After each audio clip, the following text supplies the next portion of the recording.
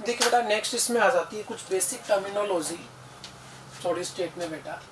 एक है crystalline lattice या स्पेस लैटिस, एक ही बात है बेटा, और साथ में इनके कैरेक्टरिस्टिक्स बेटा समझाता हूँ। ये बेटा मैं आपको ओवरऑल कंडीशन क्या है इधर समझिए बहुत सिंपल वे में पहले, फिर अपन लैंग्वेज सीखेंगे। एक चीज बताइए बेटा कि कोई भी सॉलिड हो तो वो किसी ना किसी कॉन्स्टिट्यूएंट पार्टिकल से मिलकर बनेगा। भाई कोई ना कोई कॉन्स्टिट्यूएंट पार्टिकल्स तो होंगे ना बेटा जिनसे मिलकर वो बनेगा, होंगे कि नहीं होंगे बोलो बेटा।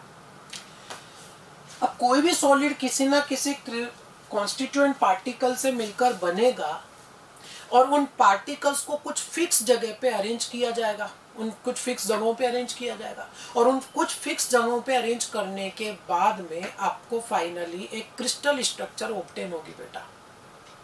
समझाता हूं मैं आपको, जैसे एक सिंपल उदाहरण मैं लेके चलूं, अभी लिखना नहीं है बेटा, आपको कुछ भी नहीं लिखना है। जैसे मान लीजिए बेटा ये एक आपके पास में क्रिस्टल सिस्टम है, लिखना नहीं है बेटा कुछ भी आपको।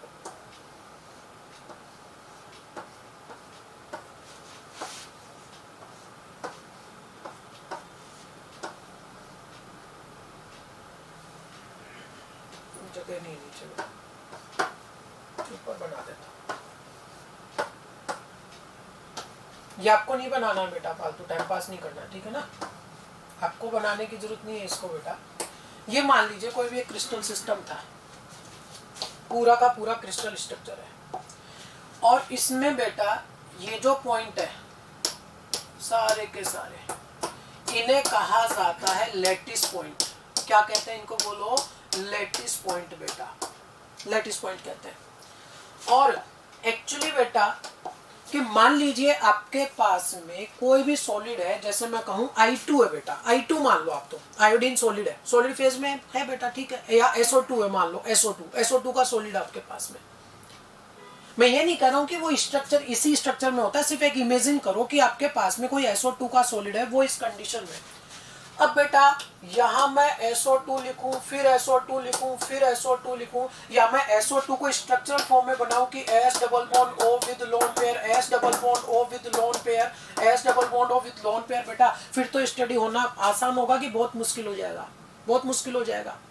आप इन हर एक पॉइंट पर SO2 पूरा का पूरा एज इट इज लिखना चाहें with bond, S double bond O with lone pair, S double bond O with lone pair, फिर तो बेटा स्टडी बहुत हार्ड हो जाएगी। तो ऐसे में साइंटिस्टों ने क्या किया कि बेटा उन्होंने बोला कि आप SO2 को मोटिफिया बेसिस बोल दीजिए। क्या बोल दिया, मोटिफिया बेसिस। किसी भी सॉलिड का जो कॉन्स्टिट्यूएंट पार्टिकल होता है, चाहे वो एटम हो, चाहे वो मॉलिक्यूल हो, और चाहे वो आयन हो, मतलब जिनसे भी मिलकर सॉलिड बनेगा बेटा, कोई भी सॉलिड का जो कॉन्स्टिट्यूएंट पार्टिकल है उसे बेटा साइंटिफिक टर्म में क्या नाम दे दिया, मोटिफिया बेसिस। और वो एटम, मॉलिक्यूल, आयन कुछ भी हो सकता है केमिस्ट्री की लैंग्वेज में बेटा।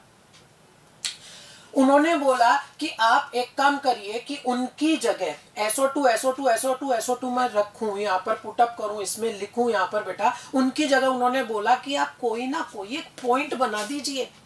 भाई SO2 की जगह पॉइंट बना दो, फिर अगले SO2 की जगह भी पॉइंट बना दो, सिर्फ पॉइंट बना दो, और पॉइंट बना दोगे तो स्टडी करने में आसानी हो जाएगी। अरे बात समझे क्या। अब एक और बात आती है कि आखिर इतनी आफत मोल ले क्यों रहे हैं, कहां जरूरत आ रही है, एक्चुअली यहां जरूरत आ रही है कि SO2 में जो बॉन्ड लेंथ, बॉन्ड एंगल का पैरामीटर है, सिंगल कंडीशन में तो आप मेजर कर लेते हो बेटा, मान लो भाई इसकी बॉन्ड लेंथ, बॉन्ड एंगल वगैरह सब आपने मेजर कर लिया, वो तो अपन इनऑर्गेनिक में देख लेते हैं बेटा। लेकिन दो SO2 के बीच में कितनी डिस्टेंस रही होगी, ये अल्टरनेट वाले पे यहां आकर SO2 के साथ कितनी डिस्टेंस रही होगी बेटा।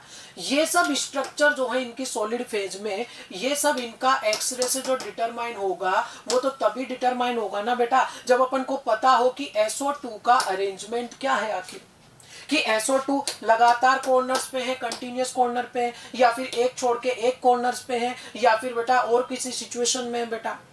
तो दो SO2 के बीच में क्या पैरामीटर है, या मैं कहूं कि SO2 की एक लेयर बनी हुई है, SO2 की दूसरी लेयर बनी हुई है, उन दोनों के बीच में क्या पैरामीटर है बेटा, वो सब इससे डिटरमाइन किए जाते हैं। तो एक सिंपल सी चीज मैं बता दूं आपको, अब क्या कंडीशन आती है बेटा, समझना देखो इधर कि एक होता है लैटिस पॉइंट, क्या बोलो लैटिस पॉइंट बेटा, ये लैटिस पॉइंट है, हर एक पॉइंट यहाँ पर लैटिस पॉइंट है, हर एक पॉइंट जो मैं यहाँ पर बना रहा हूं बेटा ये क्या है, लैटिस पॉइंट है। और बात क्रिस्टल की चल रही है तो क्रिस्टलाइन स्ट्रक्चर है, और क्रिस्टलाइन स्ट्रक्चर है तो रेगुलर अरेंजमेंट होगा बेटा। इनमें से हर एक पॉइंट क्या है बेटा, लैटिस पॉइंट। और उस लैटिस पॉइंट का आपने एक रेगुलर अरेंजमेंट बना दिया। मैंने 2 डायमेंशनल अरेंजमेंट बनाया बेटा। 2 डायमेंशनल भी हो सकता है, 3 डायमेंशनल भी हो सकता है। देखो इधर अभी बनाना नहीं है आपको कुछ भी बेटा, देखिए इधर ये 2 डायमेंशनल कैसे होगा, जैसे ये मिला दिया, ये मिला दिया, ये मिला दिया, ये मिला दिया, ये मिला दिया, ये मिला दिया, ये मिला दिया, ये मिला दिया, ये 2 डायमेंशनल हो गया। इसमें 3 डायमेंशनल कैसे होगा, कुछ इस तरह से, ये 3 डायमेंशनल आ गया बेटा 3D में। अरे बात समझे क्या आप लोग बेटा? तो वापस से देखिए, मैंने अभी आपको कुछ नहीं लिखना, बार बार कह रहा हूं बेटा, बाद में लिखिएगा कि ये जो अरेंजमेंट था इसमें से हर एक पॉइंट को क्या बोल दिया मैंने, लैटिस पॉइंट बोला बेटा। और फाइनल इन लैटिस पॉइंट की सहायता से जो एक रेगुलर अरेंजमेंट मिला, उस पूरे रेगुलर अरेंजमेंट को कहते हैं बेटा स्पेस लैटिस। क्या कहते हैं, स्पेस लैटिस बेटा। और जिनसे मिलकर ये बनेगा कोई भी कॉन्स्टिट्यूएंट पार्टिकल बेटा, कोई भी कॉन्स्टिट्यूएंट पार्टिकल, कुछ भी फिक्स नहीं है बेटा, मतलब भाई डाई एटॉमिक भी हो सकता है, पॉली एटॉमिक भी हो सकता है, आयन भी हो सकता है, सिंगल एटम भी हो सकता है, जिसे क्या नाम दे दिया, मोटिफ या बेसिस बेटा। एक ये है। होगा क्या कि अगर आपने इन लैटिस पॉइंट्स के ऊपर जो एक स्पेस लैटिस का रेगुलर अरेंजमेंट मैंने बनाया, अगर इन लैटिस पॉइंट्स के ऊपर बेटा अगर आप ये मोटिफ अरेंज कर दो, मतलब कॉन्स्टिट्यूएंट पार्टिकल्स अरेंज कर दो जिनसे ये मिलकर बनेगा, तो बेटा एक आपको जो स्ट्रक्चर मिलेगा उसे मैं कह दूंगा क्या, पूरा क्रिस्टल स्ट्रक्चर। ये 2 डायमेंशनल लिया मैंने, कैसा लिया, 2 डायमेंशनल बेटा। ये जरूरी थोड़ी है 2 डायमेंशनली अरेंज हो बेटा, 3 डायमेंशनली भी अरेंज हो सकता है। अरे 3D में भी तो आ सकता है ना बेटा, जरूरी नहीं है कि 2D में ही रहे। देखिए इधर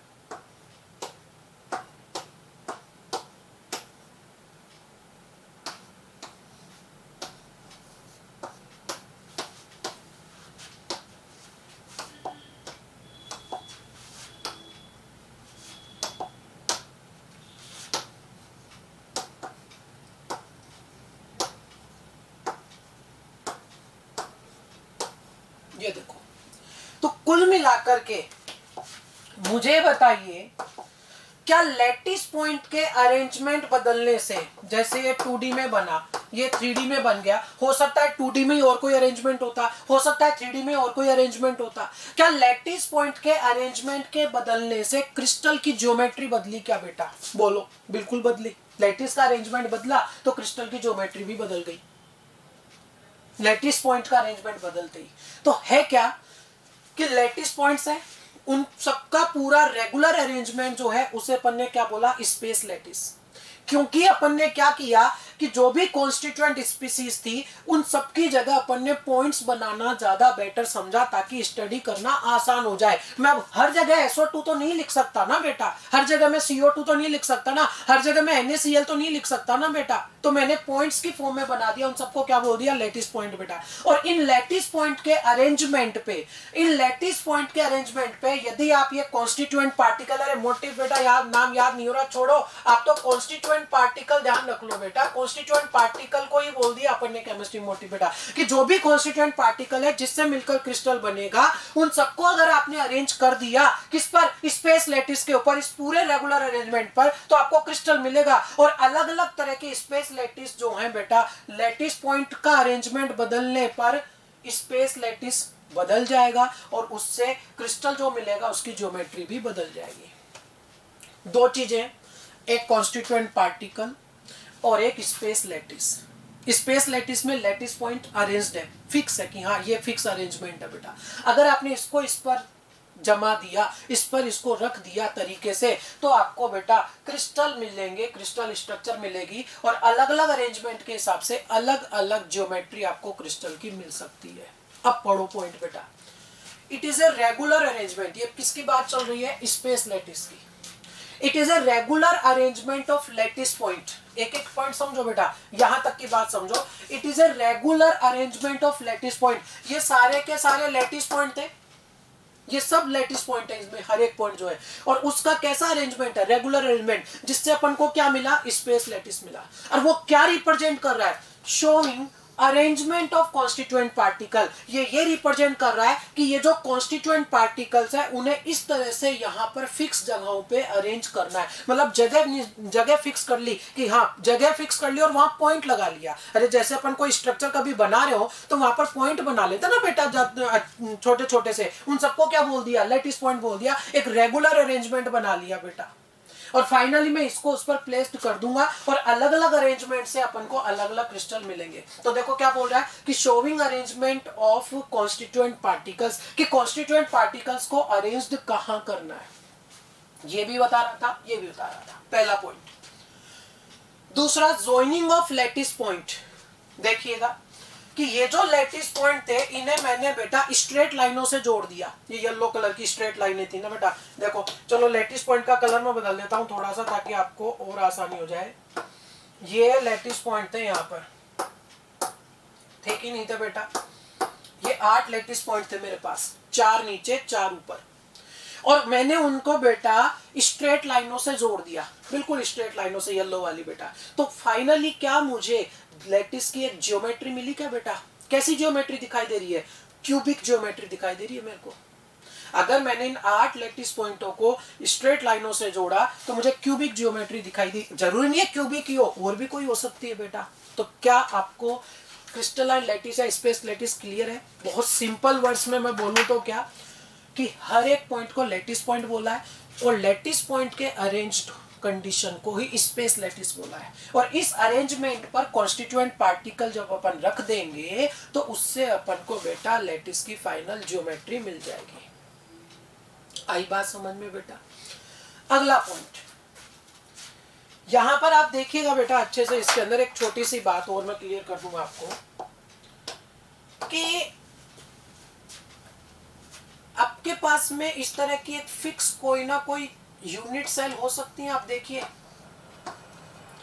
मुझे बताइए कि क्या मैं इस फिक्स स्क्वायरिक कंडीशन का रिपीटेशन कर रहा हूं क्या? बार बार रिपीटेशन कर रहा हूं, फिक्स यही बार बार रिपीट हो रही है। इस एक रिपीटेशन यूनिट को क्या कहा जाता है? Unit cell. क्या कह देते हैं? Unit cell. यूनिट सेल कैसे सेलेक्ट की जाती है कि किसी भी क्रिस्टल ज्योमेट्री में एक सबसे छोटी यूनिट, स्मॉलेस्ट यूनिट, जिसके बार बार रिपीटेशन से फाइनल क्रिस्टल अपन को मिल जाए। और ये सेलेक्ट क्यों करते हैं? ताकि मुझे पूरे क्रिस्टल की स्टडी ना करनी पड़े, मैं क्या करूं, सिर्फ इस यूनिट की स्टडी कर लूं और इस यूनिट की स्टडी करके इसके बारे में सब कुछ बोल दूं। ऐसी यूनिट बेटा, कि पूरा क्रिस्टल सेलेक्ट करने की बजाय मैंने सिर्फ ये यूनिट सेलेक्ट कर ली बेटा, और इस यूनिट की स्टडी कर दूंगा, तो बेटा जो भी मैं इसके बारे में बोलूंगा वो पूरे क्रिस्टल के लिए, पूरी क्रिस्टल ज्योमेट्री के लिए, क्योंकि रेगुलर अरेंजमेंट होता है। अरे क्रिस्टल है तो रेगुलर है, यानी जैसा फिक्स यहाँ पर है वैसा ही आगे तक मिलेगा। तो मैं सिर्फ इसकी स्टडी करूंगा और इसके लिए जो बोलूंगा वो सबके लिए सही होगा, पूरे क्रिस्टल के लिए। क्लियर हुआ बेटा आपको? तो क्या है देखिए unit cell, smallest unit of crystal lattice which repetition in different direction gives complete lattice। कि उस यूनिट सेल का अगर आपने रिपीटेशन किया बहुत सारी डायरेक्शंस में बेटा, तो फाइनली आपको वो पूरा क्रिस्टल लैटिस प्रोड्यूस करके बता देगा। आई बात समझ में? जैसे मान लीजिए एक सिंपल सी कंडीशन में मैंने कोई यूनिट सेल, आपको नहीं बनाना है बेटा, ये यूनिट सेल मान ली, ये एक मैंने क्यूबिक यूनिट सेल मान ली। अब मैं इसका रिपीटेशन कर रहा हूं, राइट डायरेक्शन में, लेफ्ट में, नीचे, ऊपर, बार बार इसका रिपीटेशन करता जा रहा हूं, तो क्या मुझे क्रिस्टल लैटिस मिल गया पूरा का पूरा।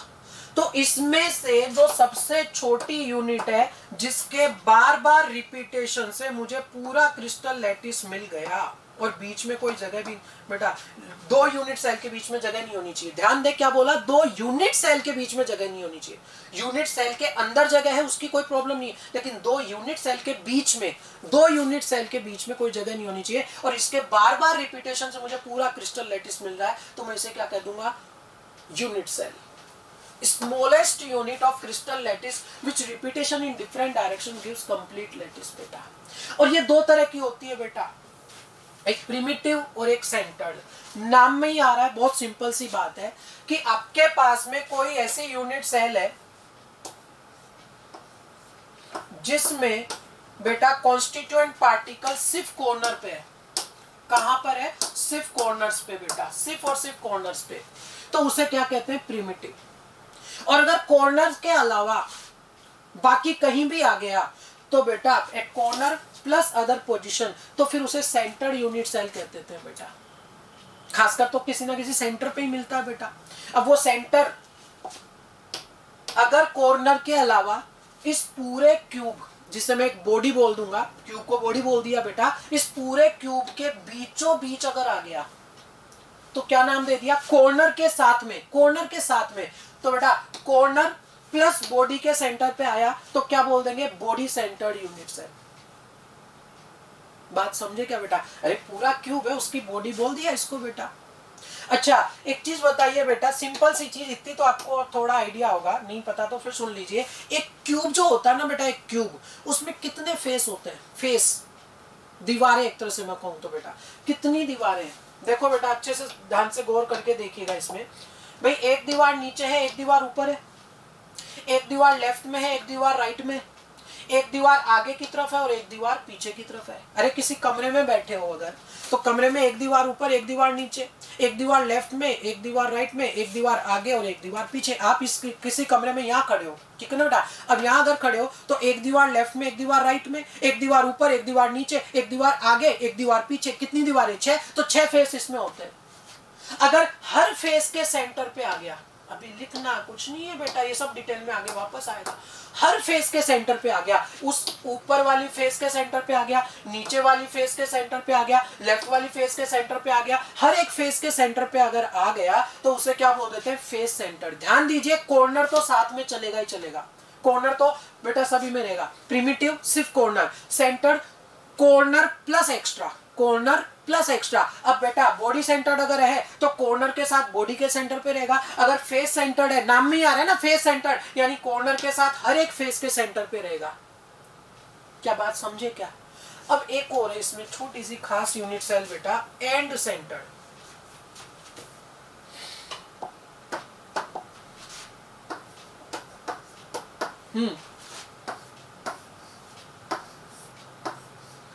ये इसकी शेप जरूरी नहीं हमेशा क्यूबिक ही हो, दूसरी भी हो सकती है बेटा, ठीक है ना। ये कॉर्नर पे तो है ही। एंड सेंटर्ड कब कहते हैं, जब कॉर्नर के साथ कोई भी 2 अपोजिट फेस के ऊपर, फेस के सेंटर पे हो, 2 अपोजिट। टोटल फेस कितनी बताई, 6। 6 में से सिर्फ कितनी, 2 अपोजिट पे। जैसे कि अगर इस ऊपर वाली फेस के सेंटर पे लगा दिया तो दूसरा कहां लगाना है, इसके बिल्कुल अपोजिट नीचे वाली फेस के सेंटर पे, सिर्फ 2 पे बेटा, बाकियों पे नहीं। तो उसे क्या कहते हैं, एंड सेंटर्ड।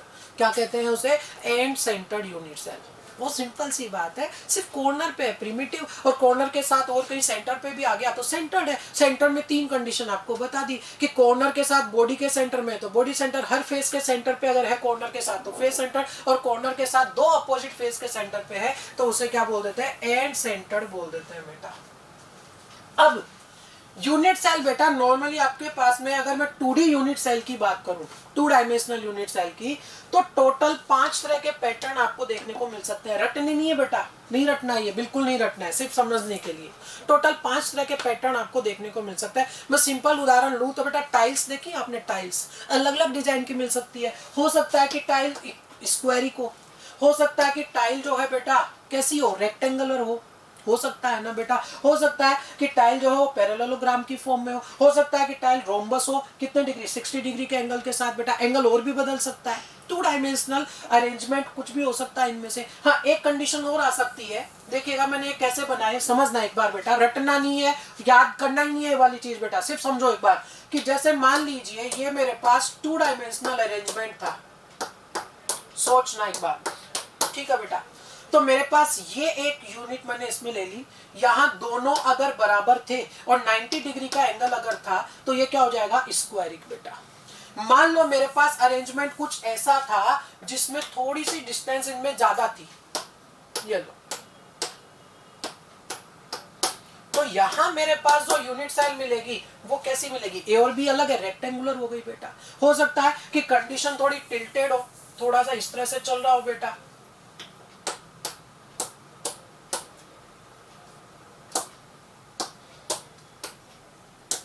ऐसी सिचुएशन हो बेटा। तो ऐसी सिचुएशन में मुझे बेटा पैरेललोग्राम भी मिल सकता है और रोम्बस भी मिल सकता है बेटा, ए भी अलग भी हो सकता है, सेम भी चल सकता है बेटा, अरे अलग भी हो सकता है, सेम भी चल सकते हैं, एंगल वेरी कर सकता है। बस अपन जो देख रहे हैं 2 डायमेंशनल कंडीशन देखते हुए चल रहे हैं। एक सिचुएशन और बनती है इसमें, देखिएगा इधर कि मान लीजिए मेरे पास कुछ इस तरह का अरेंजमेंट था,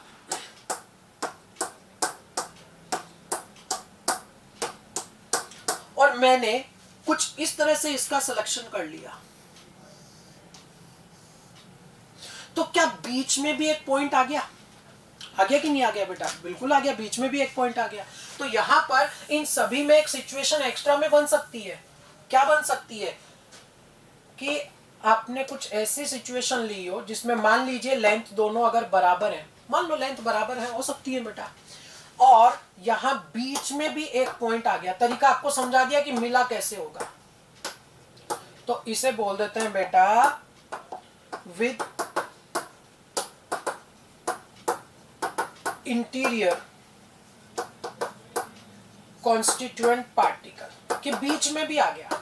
और आपको बहुत हद तक अब ये क्लियर होना चाहिए कि ये जो चारों हैं ये कौन सी वाली कंडीशन है बेटा, ये चारों हैं प्रिमिटिव, सिर्फ कॉर्नर्स पे, और इनमें से जैसे ये हैं बेटा वैसे किसी में भी एक में बीच में आ सकता है बेटा। तो यहाँ पर ये जो कंडीशन बनी है ये कौन सी बनी है बेटा, सेंटर्ड। अरे समझे क्या बेटा, प्रिमिटिव सिर्फ कॉर्नर पे हो और सेंटर पे भी आ गया बेटा तो इसे सेंटर बोल देंगे। हाँ अब यहाँ पर बॉडी सेंटर्ड और फिर बॉडी सेंटर जैसा बोलने का कुछ है ही नहीं, क्यों, क्योंकि ये तो 3 डायमेंशनल के लिए होता है जो अपन डिटेल में आगे पढ़ेंगे। अरे ये तो 3 डायमेंशनल के लिए होता है ना बेटा, डिटेल में आगे पढ़ेंगे अपन बेटा 3 डायमेंशनल कैटेगरी में। अभी ये कंडीशन समझ आई क्या बेटा आप लोगों को, ठीक है, कि 2D में 5 तरह के नॉर्मल कंडीशंस बन सकती है।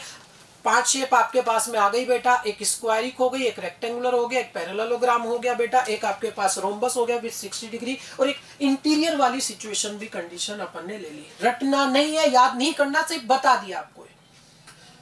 3 डायमेंशनल यूनिट जो है बेटा वो टोटल 6 पैरामीटर रखता है जिससे अपन उसको एक्सप्लेन कर सकते हैं, टोटल 6 पैरामीटर्स बेटा।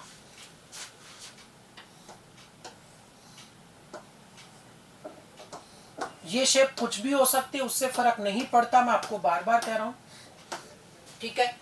टोटल 6 पैरामीटर्स में एज लेंथ आएंगी बेटा, ये मैंने एज मान ली ए, ये मैंने मानी एज बी, और ये मैंने मान ली एज सी। यानी एज ए बी और सी 3 पैरामीटर तो ये रहेंगे, और साथ में बेटा कुछ पैरामीटर आएंगे एंगल के बेटा। एंगल पैरामीटर में बेटा बी और सी के बीच में जो आता है उसे अपन अल्फा बोल देंगे, ए और बी के बीच में जो आएगा उसे अपन बीटा बोल देंगे, और बेटा सॉरी ए और सी के बीच में जो आएगा उसे बीटा बोल देंगे, और ए और बी के बीच में जो आएगा उसे अपन गामा बोल देंगे। तो कुल मिलाकर अल्फा, बीटा और गामा ये क्या है बेटा, एंगल किनके बीच में बेटा, बिटवीन एज के बीच में एंगल है बेटा। टोटल कितने पैरामीटर से डिसाइड होगा 3 डायमेंशनल यूनिट की किस तरह की है बेटा, उससे किस तरह का क्रिस्टल बनेगा, किस तरह का सिस्टम अपन को प्राप्त होगा। टोटल 6 पैरामीटर ये डिसाइड करेंगे कि उनकी एज लेंथ क्या है, ए बी सी तीन तो वो हो गए बेटा, और उनमें एंगल कितने का है। अरे बात वापस सुन लो कि यूनिट सेल जो है उसके total 6 parameter, 3 dimensional unit cell के टोटल 6 पैरामीटर ये डिफाइन करेंगे कि आखिर क्रिस्टल सिस्टम कितने तरह के हो सकते हैं। और बेटा इन टोटल 6 पैरामीटर की सहायता से अपन ने देखे हैं टोटल 7 तरह के क्रिस्टल सिस्टम। कितने तरह के? 7 तरह के बेटा। देखिएगा इधर क्या लिखा हुआ है, 7 क्रिस्टल सिस्टम्स बेटा, हेडिंग भी वही है 7 क्रिस्टल सिस्टम। देखिए बेटा क्या लिखा हुआ है, एक आपके पास में लिखा हुआ है क्यूबिक। पहला मुझे बताइए कि क्यूबिक अगर है तो बेटा ए बी और सी तीनों इक्वल होनी चाहिए। आप अच्छे से जानते हो बेटा, अगर क्यूब आपको बनाना है तो ए बी और सी तीनों इक्वल होने चाहिए। लिखना नहीं है, अभी ट्रिक बताऊंगा इसके लास्ट में बेटा, कुछ भी रटना नहीं है इसमें, मतलब मैं कहूंगा वो ट्रिक दिमाग में रखो, सब काम हो जाएगा, सारा काम हो जाएगा उससे बेटा। अभी लिखना कुछ नहीं, आप सिर्फ देखो ए बी और सी तीनों बराबर है, और साथ में अगर क्यूब बनाना है तो अल्फा बीटा और गामा ये तीनों भी 90 डिग्री के एंगल पे होना चाहिए। सब कुछ 90 डिग्री के एंगल पे होना चाहिए, वो भी इक्वल एज लेंथ के साथ, अगर क्यूबिक है तो बेटा। अगर आपने लिखना नहीं है, बोल रहा हूं ना बेटा, ट्रिक बताऊंगा, आपने एक लेंथ बदल दी, एंगल आपने कुछ भी चेंज नहीं किया, सिर्फ एक लेंथ बदल दी, तो जो मिलता है उसे क्या बोलते हैं? टेट्रागोनल। क्या बोल देंगे उसको? टेट्रागोनल। देखिए इधर बेटा, अगर आप इसमें अच्छे से देख पा रहे हैं तो देखिए ये आपके पास में हो गया ए और ये आपके पास में हो गया बी। क्या ये दोनों इक्वल है?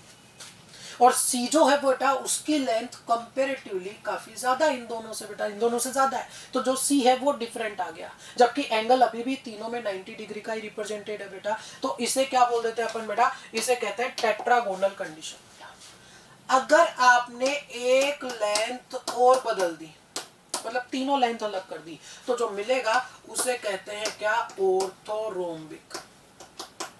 क्या बोल देते हैं बेटा उसको? ऑर्थोरोम्बिक कह देते हैं बेटा। ऑर्थोरोम्बिक कंडीशन मिली, उसमें भी एंगल तो बेटा अभी भी कितने ही रखे गए हैं, देखो सारे 90 डिग्री के रखेंगे, 90 90 90 बेटा। ऑर्थोरोम्बिक कंडीशन आ गई आपके पास में। अब एक चीज बताओ बेटा, कभी छोड़ो रटो मत, इधर देखो बेटा, ये आप रिमोट देखिए, अच्छे से विजुअलाइज कर लीजिए इसको। देख लिया बेटा आपने? आप मुझे सोच के बताइए, एक लेंथ इसमें ये आ रही है, एक लेंथ आपकी ये आ रही है, और एक इसकी बेटा ऊंचाई देखो आप, क्या तीनों लेंथ सेम है कि अलग अलग? अलग अलग 90 डिग्री के एंगल पे है बेटा बिल्कुल, लेकिन तीनों लेंथ इसकी अलग है। देखो ये लेंथ, ऊंचाई, और ये वाली लेंथ बेटा इधर अंदर की तरफ जो आ रही है वो लेंथ, ये सामने जो दिखाई दे रही है लेंथ, और जो ऊपर नीचे वाली तरफ आ रही है बेटा ये लेंथ, क्या तीनों सेम है कि अलग अलग? अलग अलग है। तो ये कौन सा है, कौन सी शेप का है बेटा? क्यूबिक, टेट्रागोनल की ऑर्थोरोम्बिक? ये हो गया ऑर्थोरोम्बिक कैटेगरी का। अरे समझे क्या भाई बेटा? घर पे आपने माचिस का बॉक्स देखा है, मैच बॉक्स देखा है बेटा कभी? माचिस का बॉक्स, अरे माचिस देखा है कभी? देखना आज घर पे बेटा, उसमें तीनों लेंथ इक्वल आती है कि अनइक्वल? आराम से देखना आज घर पे बेटा कि माचिस का जो बॉक्स है, और बताना उसको बेटा नेक्स्ट लेक्चर में कि वो वास्तव में किस कैटेगरी में आता है। एंगल तो सब 90 डिग्री के रहते हैं बेटा उसके अंदर, वो कोई दिक्कत नहीं है, लेकिन लेंथ वास्तव में उसमें बेटा तीनों सेम आती है कि अलग अलग? अच्छे से देखना बेटा आप उसके अंदर। ये हो गया बेटा आपका कौन सा? ऑर्थोरोम्बिक। ऑर्थोरोम्बिक के बाद में नेक्स्ट आ जाता है बेटा आपका एक रोम्बोहेड्रल। ये रहा, देखिए इसमें क्या होता है बेटा कि लेंथ जो है वो तीनों की तीनों बराबर होती है। अभी मत लिखना है, मैं कह रहा हूं आपको बेटा, अलग से ट्रिक से बताऊंगा आपको, समझ लिया? ठीक है, टिक भी तो करना है ना फाइनल एग्जाम में बेटा, उसकी ट्रिक बताऊंगा। हाँ, जो ए बी और सी तीनों बराबर हैं, देखो साफ साफ दिख रहा है। अच्छा, ये क्रॉस इसलिए किया था क्योंकि यहाँ बेटा अल्फा अल्फा लिखा हुआ था एनसीईआरटी में, ये अल्फा है, ये बीटा है और ये गामा है, और तीनों में से कोई भी एंगल जो है बेटा वो 90 डिग्री के इक्वल नहीं होता। कोई भी एंगल इसमें 90 डिग्री के इक्वल नहीं होता बेटा। अल्फा बीटा और गामा में से कोई भी एंगल जो है वो 90 डिग्री के इक्वल इसमें नहीं होता बेटा। क्या कंडीशन आपको समझ आई क्या बेटा? नेक्स्ट आ जाता है बेटा आपके पास में कौन सा? हेक्सागोनल। हेक्सागोनल में आप अच्छे से यहां देखिएगा बेटा, तो क्या कंडीशन दिखाई दे रही है आपको कि A बराबर B और B क्रॉस C है। इससे बना दूं मैं, A बराबर B और B क्रॉस C है बेटा। देखो C की लेंथ अलग है, और इसमें दो एंगल अल्फा और बीटा कितने डिग्री के हैं बेटा? अल्फा और बीटा तो इसमें 90 डिग्री के हैं, 90 डिग्री के। जबकि गामा कितने डिग्री का बेटा? गामा जो है वो आपके पास आ रहा है 120 डिग्री का। क्या ये कंडीशन समझ आ रही है बेटा आप लोगों को? देखो ये वाली, ये गामा 120 डिग्री के एंगल पे है बेटा। तो यहां पर बेटा हेक्सागोनल वाली केस में अल्फा और बीटा तो 90 आते हैं, लेकिन गामा कितने डिग्री का चला जाता है? 120 डिग्री का चला जाता है। क्या यहां तक की स्थिति आपको थोड़ी बहुत क्लियर है बेटा? एक आपको दिखाई दे रहा है मोनोक्लिनिक। हाँ बेटा बताइएगा, आप एक बार विजुअलाइज तो करो बेटा थोड़ा बहुत इसमें, कि ए की लेंथ देखो, बी की लेंथ देखो बेटा, और सी की लेंथ देखो। क्या तीनों अलग अलग है कि नहीं? अच्छा इसमें बेटा देखो अल्फा और गामा 90 डिग्री है, जबकि बीटा जो है वो 90 डिग्री पे नहीं है। और अगर ट्राई क्लिनिक देखोगे तो इसमें कुछ भी किसी के इक्वल नहीं आता। इसमें ए बी सी ये भी अलग अलग होते हैं, अल्फा बीटा और गामा बेटा इनमें से कोई किसी के बराबर भी नहीं है और 90 डिग्री पे भी नहीं होता बेटा। मोस्ट अनसिमेट्रिक कंडीशन होती है ट्राई क्लिनिक। अगर मोस्ट अनसिमेट्रिक ट्राई क्लिनिक है, अगर मोस्ट अनसिमेट्रिक कौन सा है? ट्राई क्लिनिक बेटा। तो मोस्ट सिमेट्रिक कौन सा इनमें से? मोस्ट सिमेट्रिक कौन सा हुआ? क्यूबिक जो है बेटा, ये सबसे ज्यादा सिमेट्रिक कंडीशन में होता है। ये अभी कुछ नहीं लिखना, अभी तक में से भी कुछ नहीं लिखना है आपको बेटा। अब मैं आपको बताता हूं कि फाइनल एग्जाम में अगर आपको टिक करना हो तो आपको ट्रिक याद होनी चाहिए कि किस सिस्टम में मुझे क्या लिखते हुए चलना है बेटा। ये ट्रिक आपको याद होनी चाहिए एग्जाम में। देखिए क्या करना, ट्रिक के लिए क्या करना है फाइनली, सबसे पहले लिखोगे सी टी और एच एम टी। क्या लिखोगे? सी टी और एच एम टी। बोलो क्या बोला? सी टी और H M T. H M T की घड़ी आती है ना बेटा, अभी नहीं सुना हो तो फास्ट ट्रैक की सुनते हो आप ज्यादा, पर बेटा पहले भी सुना हो किसी ने, घर पे पूछना एचएमटी की, सबसे फेमस पहले एचएमटी की घड़ियां होती थी बेटा। तो क्या बोलोगे? सीटी और एचएमटी, सीटी और एचएमटी, सीटी और एचएमटी, सीटी और एचएमटी, सबकी फुल फॉर्म कर दो। ये है क्यूबिक,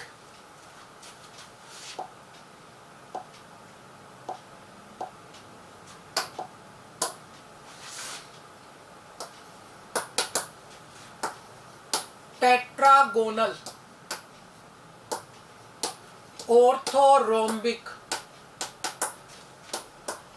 रोम्बोहेड्रल,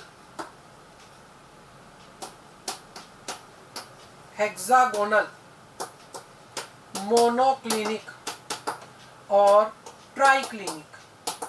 ध्यान रखना टी 2 बार आ रहा है, पर यहां टेट्रागोनल था और ये बेटा ट्राइक्लिनिक है। सीटी और एचएमटी, सीटी और एचएमटी।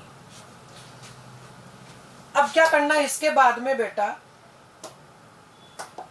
पहले आप लिखना एज लेंथ, एबीसी एज वाली, ऐसे लिख देना बेटा।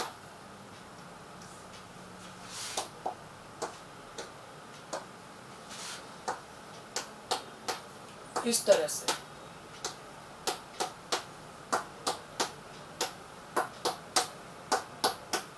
डरे नहीं, अभी ट्रिक बताऊंगा बेटा मैं आपको।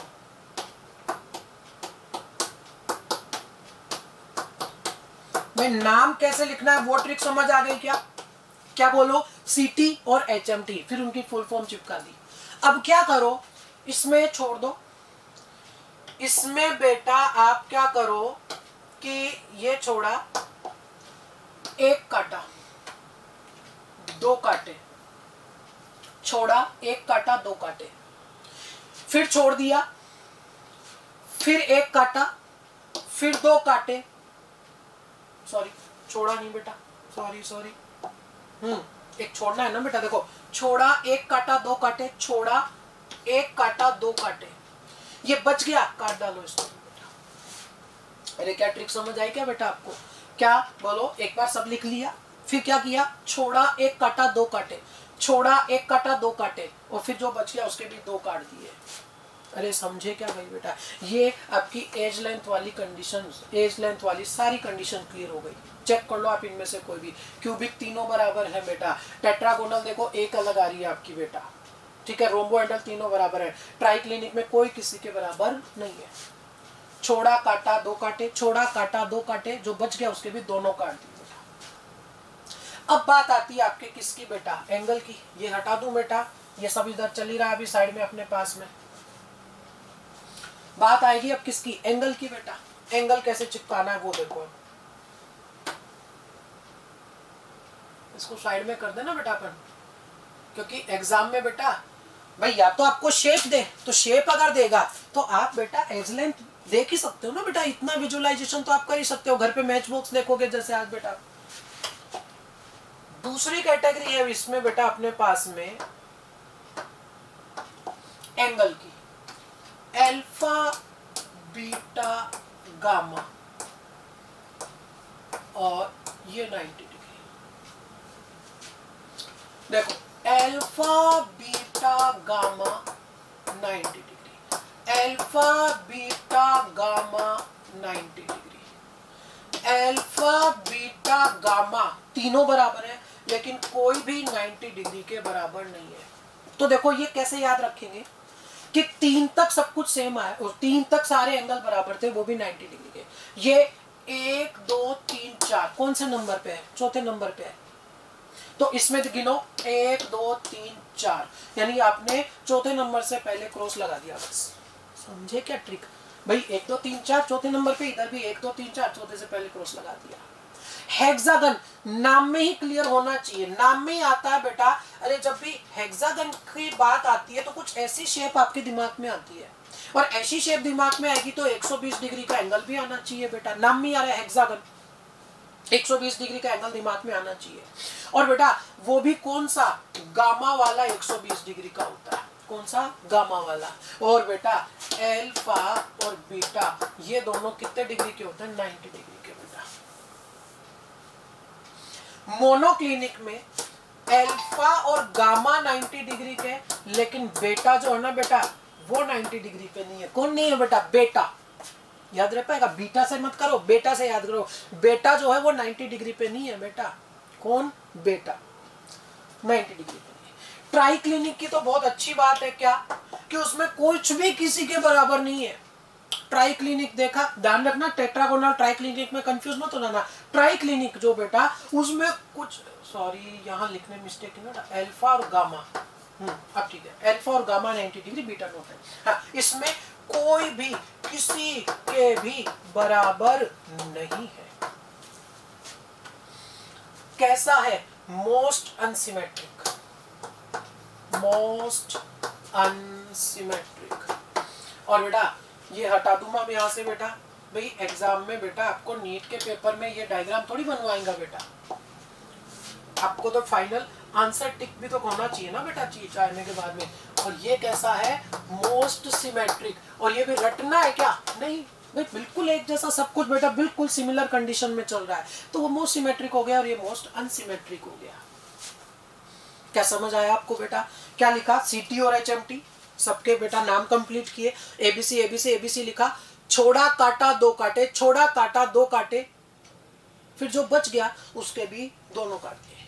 Alpha beta gamma 90, alpha beta gamma 90, alpha beta gamma 90, चौथे का चौथा अलग, चौथे का चौथा अलग, अल्फा बीटा गामा क्रॉस 90। हाँ, हेक्सागन अगर है तो 120 का आएगा, कौन सा बेटा, गामा वाला, और अल्फा बीटा 90 पे। और मोनोक्लिनिक का कौन 90 पे नहीं है, बेटा जो है वो 90 पे नहीं है, बाकी दोनों 90 पे। ट्राइक्लिनिक में कुछ भी किसी के भी इक्वल नहीं है। क्या कंडीशन समझ आई बेटा आप लोगों को? बोलो भाई, कोई प्रॉब्लम इसमें, किसी को भी कोई भी डाउट है क्या बेटा? जवाब तो दो भैया। अब एक इसमें कंडीशन है बेटा कि रोम्बोहेड्रल जो है, इसको ट्राइगोनल भी कहते हैं। किसको? रोम्बोहेड्रल जो है बेटा, इस रोम्बोहेड्रल को ट्राइगोनल भी कहा जाता है, नाम ध्यान रखना है इनको। अब सवाल कैसे बनेगा वो देखिए बेटा, सवाल कैसे बनेगा वो देखिए। मैंने लिखा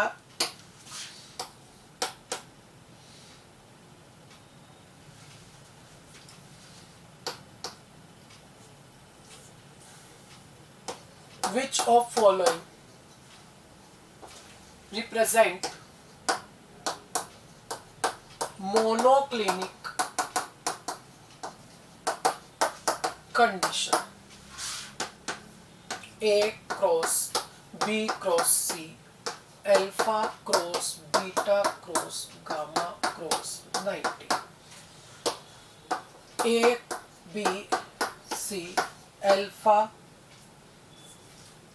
बराबर gamma 90 and beta not equal to 90। तीसरा A cross B cross C alpha gamma 90 beta not equal to 90। Fourth बेटा A B cross alpha beta gamma 90, ये आपको दिया हुआ है। अब बेटा आप लोग क्या करोगे कि फटाफट से पीछे जाओगे, उसमें से देखा टेबल में से और चिपका दिया आंसर। यहां तो चिपका दिया, एग्जाम में टेबल थोड़ी देगा आपको कि ये लो टेबल, उसमें से आंसर चिपका दो। लिखनी पड़ेगी, बनानी पड़ेगी। बनाना सीखो। बनाते चलो। क्या? सीटी और HMT, सीटी और HMT नाम लिख डालो। ये क्यूबिक, अपन को कहां तक जाना है? मोनोक्लिनिक पे जाना है, अपन वहां पहुंचेंगे। ये क्या था? Cubic, tetragonal, orthorhombic, rhombohedral, hexagonal, monoclinic. अपना काम इससे था, ठीक है। अब देखो क्या लिखूं? ए बराबर बी बराबर C, A B C, A B C, A B C, A B C, A B C, A B C. लगा दो ट्रिक बेटा। छोड़ा काटा दो काटे। भाई क्या ट्रिक हो गई बेटा आपके पास में? छोड़ा एक काटा दो काटे, छोड़ा एक काटा दो काटे, बच गया दो काटे, यानी ए क्रॉस बी क्रॉस सी। क्या कोई ऑप्शन कैंसिल हो रहे हैं? अब बेटा ट्राई क्लिनिक तो ऐसा था जिसमें कुछ भी किसी के बराबर नहीं था। कुछ याद हो तो बेटा, ट्राई क्लिनिक कैसा था? जहां कुछ भी किसी के भी बराबर नहीं था। कुछ याद आया? अरे इन तीनों में तो सब 90 डिग्री होता है, यानी बेटा सब 90 डिग्री होता है, वैसा एक भी ऑप्शन नहीं है इसमें बेटा। ए बराबर बी बराबर सी, तो वो तो अपन को चाहिए नहीं बेटा, इसके अंदर हटा दो। अब कंडीशन क्या आ रही है आपके पास में बेटा कि मोनोक्लिनिक। देखो एक हेक्सागोनल बच गया आपके पास में और मोनोक्लिनिक बेटा। हेक्सागोनल में 120 डिग्री का एंगल होता है, बात ही खत्म हो गई बेटा। मोनोक्लिनिक में बेटा क्या बेटा जो है वो 90 डिग्री पे नहीं था, तो क्या कहीं हक के ऑप्शन बेटा आपके पास में? भाई ये तो ट्राई क्लिनिक की सिचुएशन है ना, सब कुछ अलग आ रहा है, तो बेटा ये भी कैंसिल हो गया, बच गया क्या? ये ऑप्शन। क्या तरीका समझ आया? अगर ट्रिक लिखते हो तो बेटा फाइनली आप अपने आंसर पर बहुत आसानी से पहुंच पाओगे। तो टोटल कितने क्रिस्टल सिस्टम है? 7 क्रिस्टल सिस्टम है बेटा अपने पास में। टोटल 7 क्रिस्टल सिस्टम है जो एज लेंथ और एंगल से डिसाइडेड है बेटा। ओवरऑल अपने पास में कितने क्रिस्टल सिस्टम है? 7 क्रिस्टल सिस्टम है बेटा, और जिनमें यूनिट सेल लगेंगी। अब क्या लगेंगी? Unit cell. और क्योंकि 3 डायमेंशनल है तो 3 डायमेंशनल यूनिट सेल कितने तरह की पड़ी? 4 तरह की। अरे भाई आपने 3 डायमेंशनल यूनिट सेल जो है वो कितने तरह की पड़ी? बताओ बेटा, ऐसे नहीं। अभी तो आपको जस्ट बताया कितने तरह की? 4 तरह की। प्रिमिटिव जिसमें सिर्फ कॉर्नर पे होगा, और सेंटर्ड। अब सेंटर में कितनी कंडीशन थी? 3। कौन कौन सी बेटा? बोलो। बॉडी सेंटर्ड, फेस सेंटर्ड और एंड सेंटर्ड। अरे है कि नहीं? बोलो बेटा। कि टोटल आपके पास में 3D में बेटा टोटल 4 यूनिट सेल है, 4 तरह की। Primitive, face centred, body centred और एंड सेंटर्ड। और सिस्टम कितने हैं? 7। तो होनी चाहिए थे टोटल, होने चाहिए थे बेटा 7 इंटू 4 28 ब्रेविस लेटिस। एक साइंटिस्ट हुए बेटा ब्रेविस। कौन? ब्रेविस। ब्रेविस साइंटिस्ट हुए। उन्होंने ये बोला था, उन्होंने आगे समझाया कि वास्तव में होने कितने चाहिए? 28, लेकिन 28 प्रैक्टिकली मिले नहीं। वापस समझो मैं क्या बोल रहा हूं कि टोटल 7 क्रिस्टल सिस्टम है आपके पास। अब अगर हर एक सिस्टम में आप चारों यूनिट सेल लगा दो, अगर चारों यूनिट सेल लगा दो तो टोटल आपको बेटा कितने ब्रेविस लेटिस मिलने चाहिए? 7 इंटू 4 28 मिलने चाहिए थे ना बेटा। लेकिन ये लिख लेना पहले बेटा, मोस्ट अनसिमेट्रिक सिमेट्रिक वाला, ठीक है ना, ये लिख लेना, इसको मैं हटा रहा हूं। लेकिन बेटा मिले कितने? बात ये कि होना क्या चाहिए था बेटा, वो नहीं करता मैटर। मैटर ये करता है कि फाइनली है क्या। लेकिन सिर्फ और सिर्फ 14 मिले, सिर्फ और सिर्फ 14 ब्रेविस लेटिस मिले बेटा। यानी कुछ ब्रेविस लेटिस होने चाहिए थे 28, लेकिन कुछ जो है बेटा, कुछ ब्रेविस लेटिस शहीद हो गए। कितने बचे? सिर्फ 14 ही मिले। अब वो शहीद कैसे हुए वो मैं आपको समझाता हूं। 1 मिनट बेटा, इधर देखिए, इधर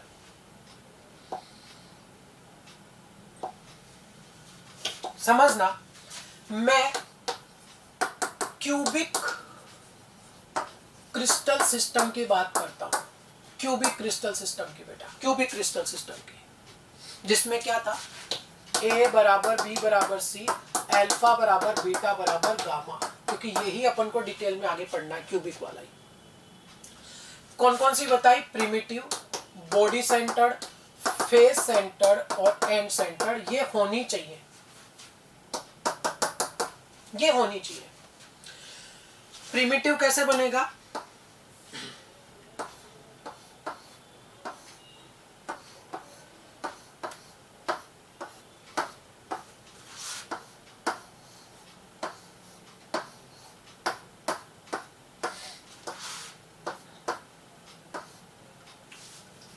थोड़ा छोटा बना रहा हूं, आप लोग रब ना करें बेटा, इसको थोड़ा छोटा बना रहा हूं, जगह चाहिए।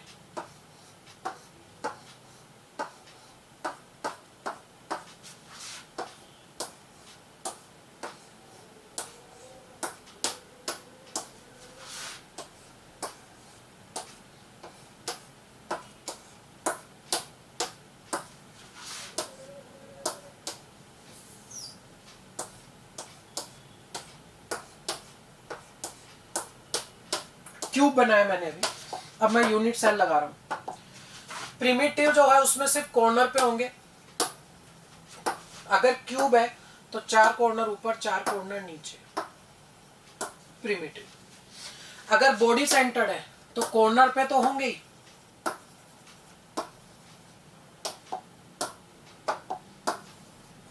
कॉर्नर के साथ एक इस बॉडी के सेंटर पे भी होगा। इसमें कॉर्नर पे होंगे और साथ में हर फेस के सेंटर पे, हर फेस के सेंटर पे भी देखा जाएगा। ऊपर वाली फेस के सेंटर पे, नीचे वाली फेस के सेंटर पे, लेफ्ट वाली फेस के सेंटर पे, राइट वाली फेस के सेंटर पे, जो आगे फेस है उसके सेंटर पे, और जो पीछे की तरफ फेस है, नहीं दिखी बेटा, पीछे की तरफ फेस मैं दिखाऊं आपको, ये रही, ये पीछे की तरफ फेस जो है बेटा, इस फेस के ऊपर, ठीक है ना, इस फेस के ऊपर भी एक होगा ऐसे। ये क्या बन गया बेटा? जवाब दो भैया, ये फेस सेंटर। अब बात किसकी है? एंड सेंटर की। चलिए देखते हैं एक बार, होना क्या चाहिए? कॉर्नर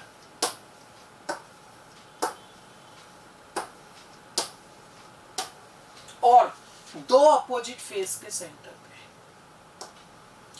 लेकिन बेटा यहां एक छोटी सी प्रॉब्लम आ गई। क्या? कि भाई लैटिस है तो कंटिन्यू करेगा, यूनिट सेल आगे जाएगी। ये मैंने इसको आगे बढ़ाया, इसको मैंने आगे बढ़ाया, ये बना दिया, और इसमें भी वही कंडीशन फॉलो करवा दी। ये कॉर्नर पे हो गया कंप्लीट। अब भाई ये तो कॉमन आ गया ना बेटा, ये यहाँ आ गया और एक ये यहाँ आ गया। जब इसकी स्टडी की गई आगे, डिटेल्ड स्टडी, तो क्या देखा गया? ये कुछ इस सिचुएशन में देखा गया, समझना।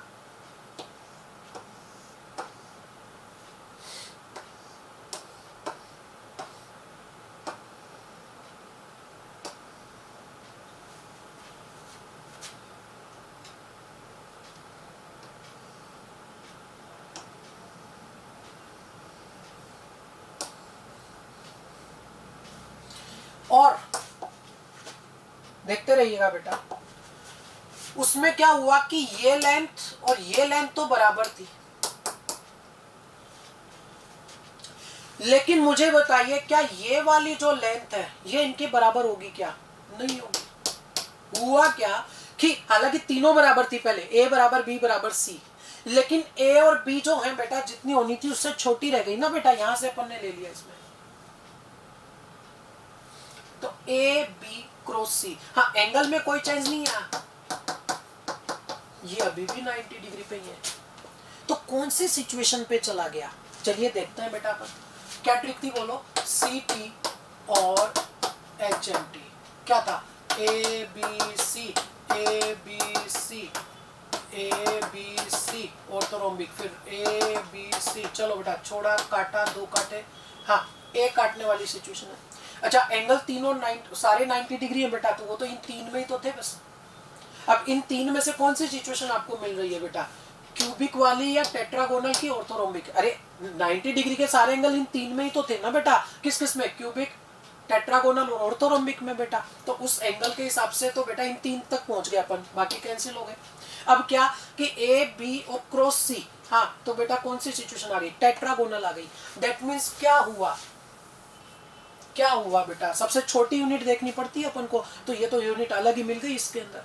तो हुआ क्या कि जो क्यूबिक का एंड सेंटर था वो फाइनली किसके रूप में देखा गया?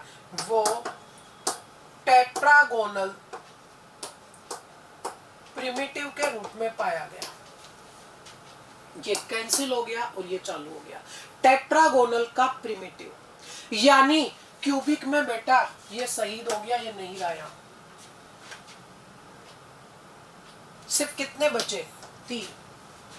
तो जो क्यूबिक क्रिस्टल सिस्टम है, फिर सुन लीजिए, सीटी और एचएमटी ये क्रिस्टल सिस्टम है और इनके अंदर यूनिट सेल लगेंगी। 3D है तो 4 तरह की, primitive, and centred, body centred, face centred. अब जैसे क्यूबिक में एंड सेंटर्ड नहीं रहा, ऐसे अलग अलग सिस्टम में बेटा डिटेल्ड स्टडी करने पर पता लगता है कि सारे के सारी यूनिट सेल सब में अप्लाइड नहीं होती। कितनी कितनी बचती है और क्या क्या बचती है वो मैं बताऊंगा। क्यूबिक मैंने एक्सप्लेन इसलिए किया क्योंकि क्यूबिक अपन को बेटा डिटेल में आगे पढ़ना है, ठीक है ना बेटा। अब इसके लिए भी अपन को ट्रिक चाहिएगी बेटा। फाइनली बात आएगी ब्रेविस लैटिस की। क्या ट्रिक है बेटा? देखिए क्या करोगे, 324 11 21 बोलो। क्या? 324 11 21 बोलो। 324 11 21 324 11 21, यानी इसमें 3 बनेंगे। क्यूबिक क्रिस्टल सिस्टम में ब्रेविस लैटिस कितने मिलेंगे? 3 मिलेंगे। मिले थे ना 3, primitive, body centred, face centred. नहीं समझे क्या भाई? तो बेटा कंडीशन क्या आ गई बोलो। अब मेरे को पता, अच्छा इसमें तो मैंने बता दिया आपको कि चलो ये मिला, एक कैंसिल करके। सब में थोड़ी बता इतना बेटा, ऐसा थोड़ी कि सॉलिड स्टेट ही है पूरे अपने साल भर यही पढ़ना है भाई। जो चीजें अपने सिलेबस की उस हिसाब से ही कवर करें बस। तो बेटा क्या, अब आगे की ट्रिक क्या? देखो प्रिमिटिव सब में लिख दो, क्योंकि प्रिमिटिव तो सब में मिलता ही है, उसी के वेरिएशंस होते हैं सेंटर्ड यूनिट सेल में बदलने वाले जो होते हैं ना बेटा। कि प्रिमिटिव तो सब, सॉरी प्रिमिटिव तो सब में मिलता ही है, फिर इसी में वेरिएशन होता है कि कुछ फेस सेंटर पे आ गए, कुछ बेटा बॉडी सेंटर पे आ गए, तो उसी के वेरिएशन से बाकी सारे मिलते हैं अपन को बेटा इधर, ठीक है ना।